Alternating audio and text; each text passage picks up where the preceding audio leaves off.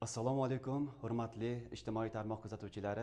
Men Do'stov Sunnatulloh Rahmonovich, Denov tadbirkorlik va pedagogika instituti boshlang'ich ta'lim metodikasi kafedrasi o'qituvchisiman.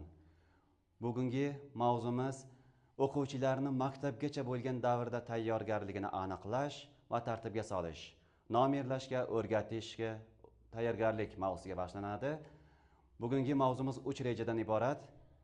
Boshlang'ich sinflarda matematika o'qitish metodikasining maktabgacha bo'lgan davr aro bog'liqligi, metodik tizimning asosiy komponentlari, o'qitish maqsadi, mazmuni, shakllari, metodlari, vositalari. Boshlang'ich sinflarda matematika o'qitishning tarbiyaviy, ta'limiy, rivojlantiruvchi maqsadi va vazifalari. Matematika fani asoslarini yaratishga ulkan hissa qo'shgan Muhammad al-Xorazmiy, Ahmad al-Farg'oniy, Abu Rayhon Beruniy va Mirzo Ulug'bek kabi buyuk allomalarimizga munosib yosh avlodni tarbiyalash, zamonaviy bilimlarni o'quvchilarga yetkazish hamda mamlakatimiz yoshlarini matematika go'zalliklaridan bahramand bo'lishlariga sharoit yaratib berish barcha uchun ham qarz va ham farz hisoblanadi. Matematika olamni bilishning asosi bu tevarak atrofda kechayotgan voqea va hodisalarning o'ziga xos qonunlarini ochib berish hamda ishlab chiqarish, fan, texnika va texnologiyalarning rivojlanishiga muhim ahamiyatga ega.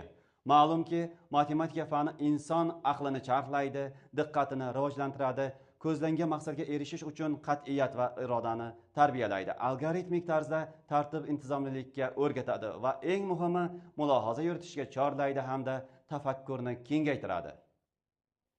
Muhtaram Prezidentimiz Shavkat Miromonovich Mirziyoyev ta'kidlagandek, matematika hamma fanlarga asos.